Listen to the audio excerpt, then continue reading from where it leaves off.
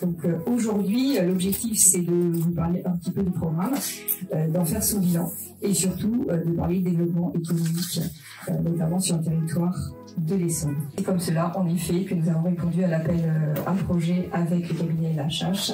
Alors, qu'est-ce que ce programme Boost PME? On nous a demandé de créer une thématique, donc nous avons choisi la thématique au féminin et avons sélectionné 6 PME du territoire en Essonne pour accompagner ces 6 dirigeantes sur leur développement économique dans l'objectif ultime de créer un maximum d'emplois et dans des délais extrêmement courts. Madame Cudeau de Nokia, comment vous avez accueilli ce programme lorsque vous l'avez présenté avec Jérémy? Alors déjà, moi je voudrais en fait vraiment remercier Sophie pour avoir organisé cet événement. Depuis 10 ans que je travaille sur la revitalisation, c'est la première fois que je me retrouve dans cette configuration où en fait nous sommes tous réunis pour parler du projet.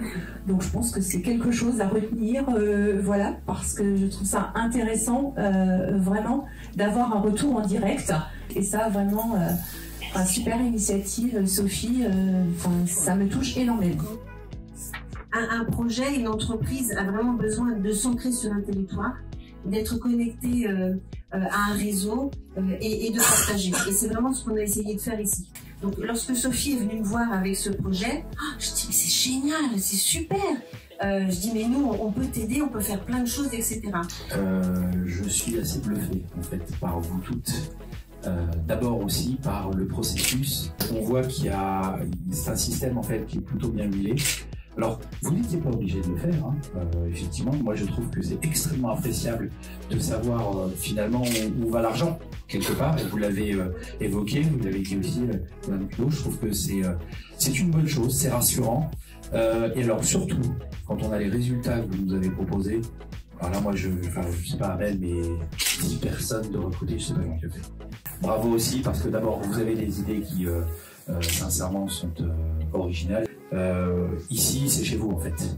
Voilà, on a souhaité au niveau de Paris-Saclay de pouvoir donner des endroits qui puissent permettre ce genre de manifestations et d'événements pour que vous puissiez soit individuellement en fait vous épanouir, évidemment par le biais de l'entrepreneuriat et du travail, soit effectivement collectivement. Et j'ai bien vu qu'on était dans le collectif. Et je trouve ça génial. Moi, je souhaite vraiment qu'évidemment, ça puisse continuer. C'est essentiel d'accompagner et de créer de l'emploi, mais je pense que c'est un accompagnement qui doit être sur du long terme parce que c'est hyper important aussi de conserver cet emploi. Quelqu'un a parlé tout à l'heure de comment rendre ce type de projet, comment avoir des financements pérennes ou avoir une continuité. Effectivement, rien n'empêche, même dans le cadre de crédit de revitalisation, d'avoir une continuité.